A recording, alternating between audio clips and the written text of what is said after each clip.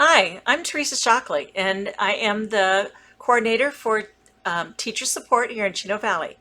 This is the Chino Valley Teacher Induction Program Back to School Mentor Meeting for August 2023.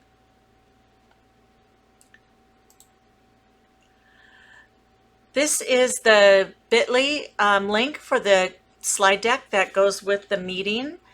And I want to show you that we started off when we met in person on August 16th. We started with a connecting activity, and the teachers all went to this poll everywhere, and they used one word to describe how their summer went. And this is what the responses wound up looking like. So they put it in a word cloud, and I want you to look at it and think about what words apply to you, or what words do you relate to, or how did your summer go? The agenda for today's meeting, we started with the connecting activity that I just shared with you. We went over the summer survey for mentors, program updates, and then we closed up and wrapped up the meeting. I went over the norms. The norms for doing the virtual video.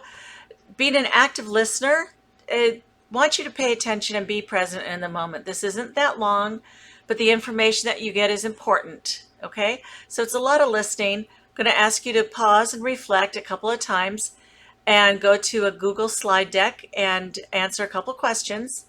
And confidentiality, and we talked about the fact that things that happen in our mentor meetings and induction, just like when you meet with your candidate, meeting with the teachers here in the mentor space is a confidential space. It's a safe space. We don't need to go back to our schools and say, oh, you know what they talked about, or talk to your principal about stuff. I mean, if it's stuff that you hear other people talking about, or other schools or stuff, just if you have questions, come to me, okay? And then also we want to just think about positive presuppositions. You know, you get out of something what you put into it, just like we tell our new teachers. So mentoring is a lot of one-on-one with your teachers, but we want to be active mentors also. So some of the information you get from these meetings helps you in your coaching, and it helps you in your implementation and fidelity to the program. Okay, so thank you. Those of you who have been here for a while, there's a few new people here who haven't, were not able to participate in this.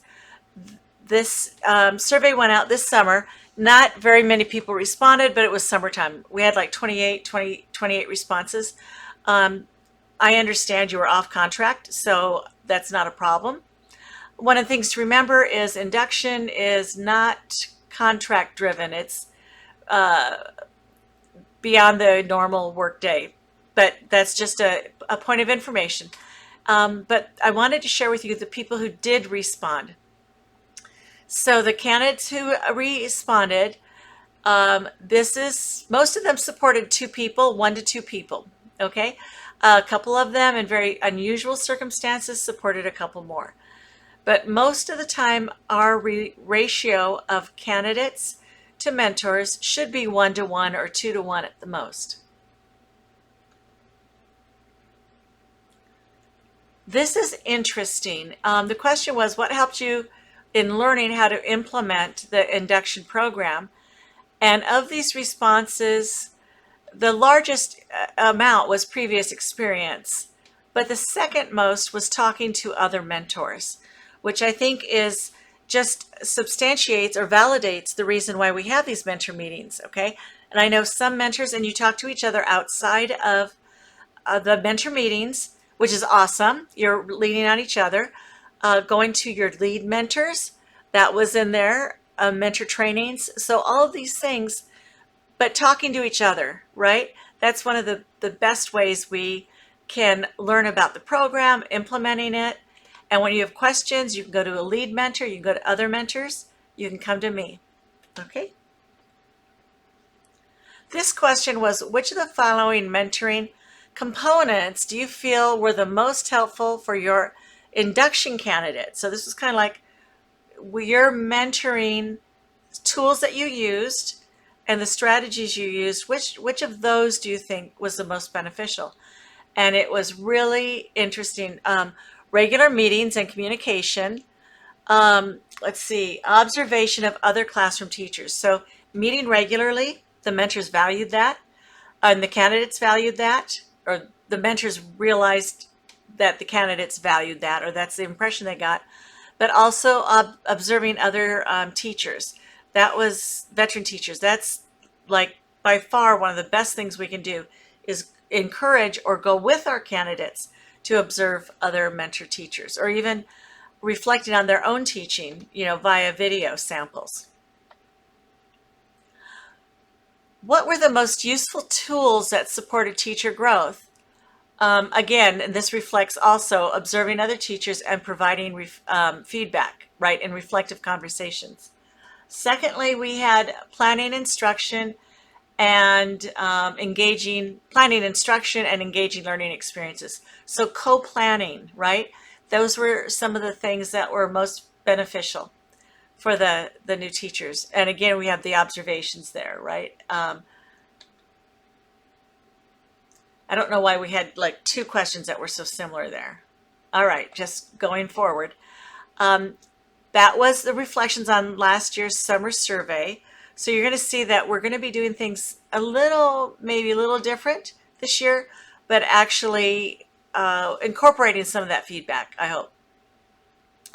So we're going to talk about year one onboarding and the rubric that goes with the candidate's work, and mentor activity logs, just updates on Google Classroom, and meetings and trainings. And that QR code there, you can use that, scan on it, and it'll open up the schedule for you.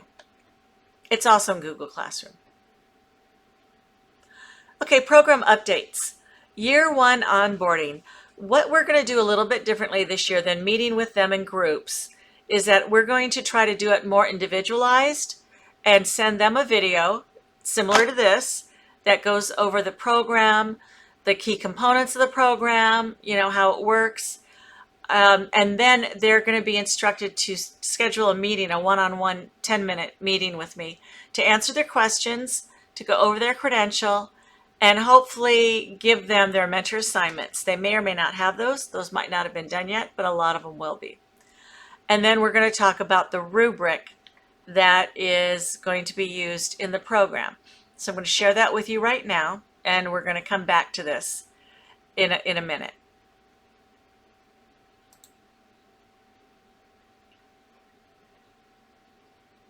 There we go. It loaded. Okay, so this is the rubric. Induction requirements met or exceeded program standards. So at the end of the year, and as we go throughout the year, but at the end of the year, there's going to be certain things that we're going to be looking at. Did the teacher do this or meet requirements? Remember, this is like kind of holistic, but we want to see that we're addressing the different standards, the induction standards within our program. And I'm thinking that this rubric sort of reflects that. I did not invent this. I based it off one from another program. But looking at induction standard 1, we're trying to see, we're charged with these state induction standards with connecting what the teacher did in their pre-service with what they're doing now.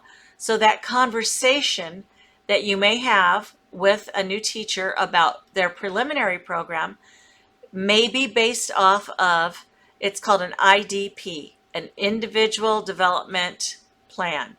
And that's what, and not every university does this, but most universities do have those, or they have something similar that they call it, maybe something different, but something similar.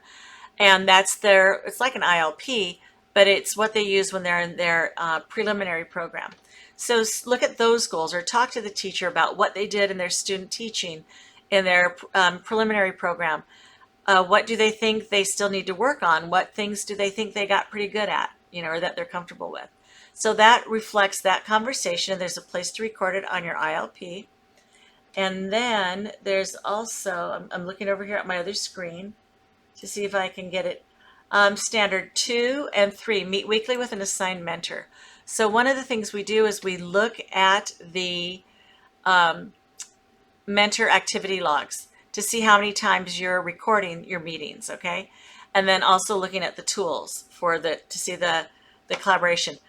Does it look like, you're reporting that you met 4 times a month, but the induction tools are super sparse? Or are they don't have to be extensive, but they need to be fleshed out enough so that a person off the street could be able to pick it up and look at it and understand what's going on. Okay, so it needs to be not too sketchy, and not too much, but just like Goldilocks, just right. Okay, and you kind of know what that is. And if you think about it, if you picked up it and you didn't know what was going on, would you be able to figure it out? Okay, and those kind of collaborate with the meetings that you're reporting in that mentor activity log. Going on down, meeting yearly with the site administrator. That's that triad meeting between the 3 of you. Did you meet? Did you have a discussion? Did you talk about your goals? That sort of a thing. And did you note and record what it was that you talked about? The evidence is there in that triad tool. Actively, and this one is totally on the induction candidates, actively participate in 3 focus group meetings. So what we're looking at is the attendance here. Did they participate? Did they show up? Or did they blow it off?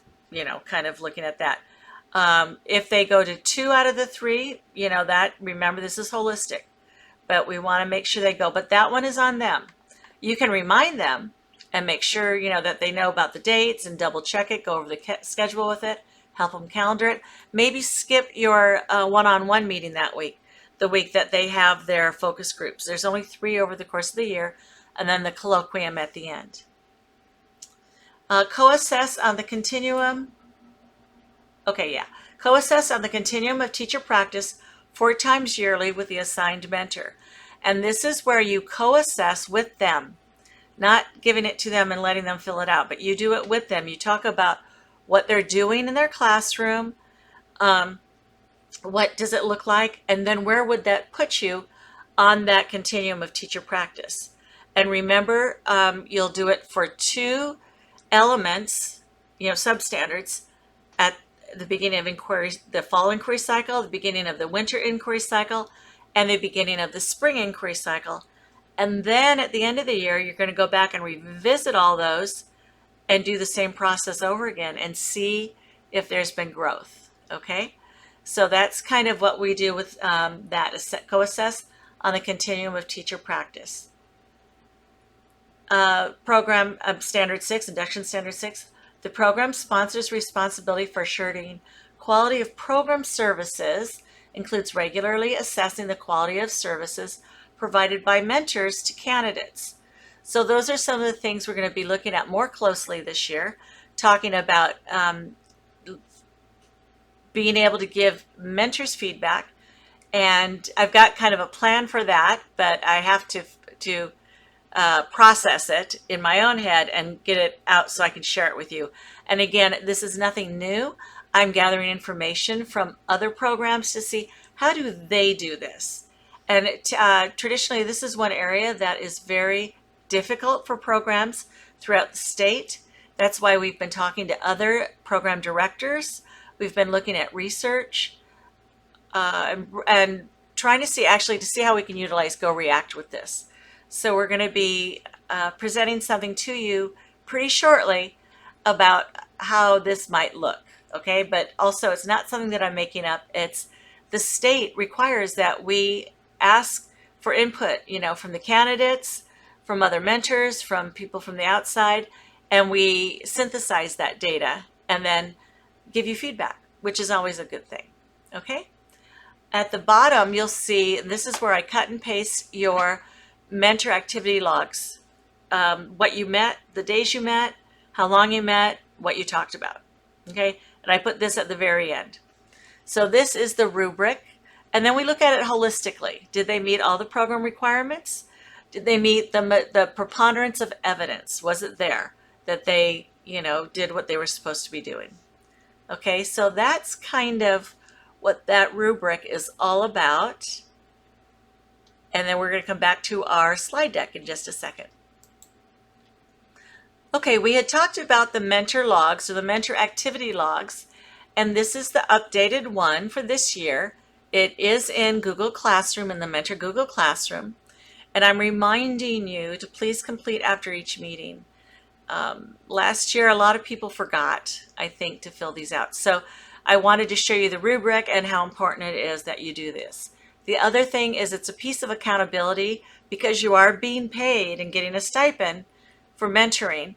And granted, I know it's not a huge one, but it still is a stipend. And so we need to be able to answer for how we spent those hours or spent that money, okay? Please complete after each meeting, and then the hours will be compiled after each inquiry cycle. And I can ask you while you're doing this, if you just it takes a minute to do this. While you're doing it at the end of each meeting, remind the teachers to upload the tools that you use to make sure they did it so that everything's getting uploaded as you go. And that will save time in the long run on those for you and for the candidates.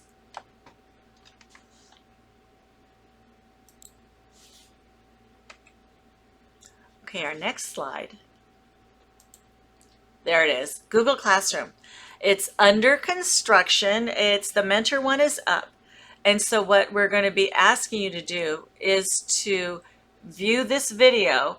And once you've viewed this video and answered the Google form questions that go with it, then we will invite you to this year's Mentor Google Classroom and I'm asking you to do the Mentor MOU. It's the very first thing. It's easy, but what it does is it reviews, I want you to read it, it reviews everything we're talking about now, everything you've learned in your mentor training, and so that you understand what your commitment is, okay? So that's why it's important that you complete that MOU, and then we'll be able to get you going, okay, in the induction program with your candidates.